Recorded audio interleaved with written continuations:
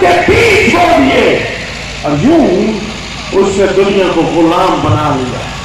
اس لیے اگرچہ دنیا میں آج بہت سے لوگ یہ دعویٰ کرتے ہیں کہ ہم آزاد ہیں، لیکن حقیقت میں وہ آزاد نہیں ہے. اگر آج شام آپ گناہ کی زندگی بسر کر رہے ہیں، اگر گناہ نے آپ کو اپنی قید میں لے رکھا ہے، تو گویا آپ آزاد نہیں ہیں بلکہ آپ گناہ کے غلام ہیں. اگر یہ تالیاں بجانے والی بات نہیں ہے، اگر آپ بیمار ہیں، کسی بیماری نے آپ کو مجبور کر رکھا ہے کہ آپ اس سے آگے گھٹنے ٹیکیں، آپ اس بیماری کے غلام ہیں. اگر آپ اپنی غربت اور افلاس کے ہاتھوں مجبور اور بے بس اور لاچاری کی زندگی گزار رہے ہیں، تو آپ یقین کیجئے کہ آپ غربت، افلاس اور مفلسی حالات کے غلام ہیں. آپ اندازہ کیجئے کہ آپ اپنے آپ کو آزاد تصور کر رہے ہیں، لیکن حقیقت میں آپ آزاد نہیں ہیں بلکہ آپ بیماریوں کے غلام ہیں، آپ گناہ کے غلام ہیں، آپ اپنے حالات کے غلام ہیں، آپ اپنی خواہشات کے غلام ہیں. اور آپ کو ہے کہ خدا نے اپنے بیٹے کو بھیجنے کا فیصلہ ازل سے کر رکھا تھا کہ میں اپنے بیٹے کو اس دنیا میں بھیجوں گا.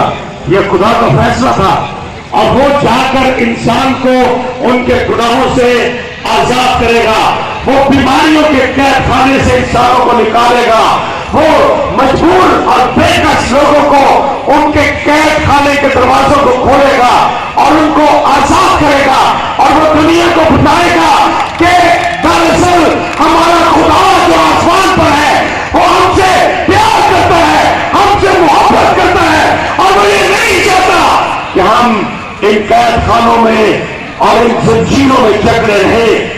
اس لیے آج سے تقریباً 2000 برس انبیاء مسیح خداوند کی کے بارے میں پیشین گوئیاں کرتے رہے، اور اس کے بارے میں سکھاتے رہے، اور بالآخر 2000 برس پیشتر جبرائیل فرشتے کو خدا نے اس دنیا میں بھیجا.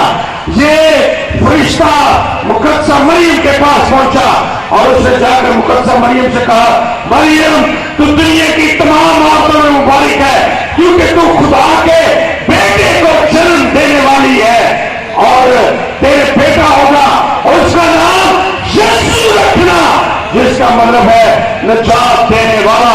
جب یہ فرشتہ مقدسہ مریم کے پاس پہنچا، اس نے اسی وقت اس کو یہ نام بتا دیا کہ اس کا نام یسوع ہوگا، اس کا نام نجات دینے والا ہوگا، اس کا نام یہ ہوگا کہ وہ قید خانے کے دروازوں کو کھولے، وہ بیماریوں سے نجات دے، وہ گناہ سے نجات دے، اور وہ ہمارے زندان اور قید خانوں کے دروازوں کو کھول کر ہمیں آزادی اور رہائی بخشے. رہائی دینے والا، نجات دینے والا یسوع، یہ نام اس کا رکھنے کا حکم دیا گیا. اور پھر مقدسہ مریم کے بارے میں ہم یہ بیان پڑھتے ہیں کہ اس نے فرشتے سے کہا، جبرائیل سے کہا کہ یہ کیسے ممکن ہے کیونکہ میں کسی مرد کو نہیں جانتی. اس نے کہا کہ یہ خدا کے پاک روح سے ہوگا، خداوند کا پاک روح اس پر سایہ ڈالے گا، اسی لیے وہ معلوم مقدس خدا کا بیٹا کہلائے گا. یہ خداوند یسوع مسیح کی پیدائش کا اعلان تھا، اور ہم یہ بیان پڑھتے ہیں جن بیانات میں کہ بالکل ایسے ہی ہوا. اپنے مقررہ وقت پر مقدسہ مریم نے بیٹے کو جنم دیا. یہ بیٹا جس کا نام یسوع رکھا گیا، یہ بڑھتا گیا اور جوان ہوا، اور جب اس کی عمر 30 برس کی ہوئی اس نے منادی کا کام شروع کیا. خداوند یسوع مسیح نے اپنی خدمت کے کام کا آغاز کیا. انہوں نے دریائے یردن میں یوحنا اسباغی سے بپتسمہ لیا، اپنی خدمت کا آغاز کیا. خداوند یسوع مسیح جہاں بھی جاتے وہ خدا کی ذات کو دنیا پر ظاہر کرتے.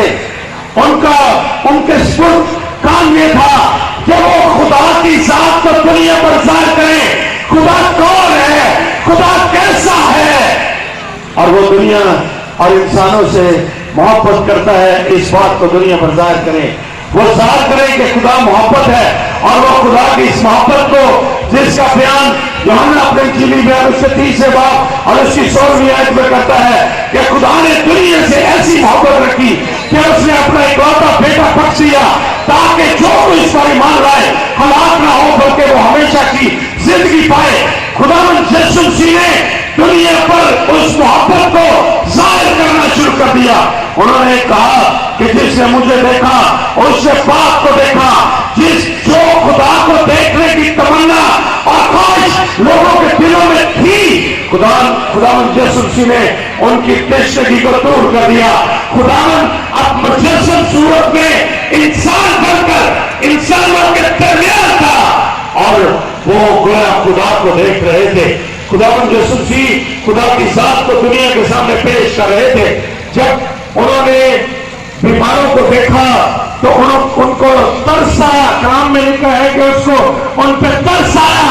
وہ بیماریوں کی قید میں تھے, وہ گویا قید خانے میں بند تھے. یسوع جہاں بھی گیا اس نے ان قید خانوں کو کھول دیا. اس نے اندھے بن کے قید خانوں کو کھولا. اس نے پولس کے قید خانوں کو کھولا. اس نے کوڑ کے قید خانوں کو کھولا. حتیٰ کہ اس نے موت کے قید خانوں کو کھول دیا. اور جو بھی اس کے پاس لنگڑے چلتے تھے, مغلوب چلتے پھرتے اور شفا پاتے تھے.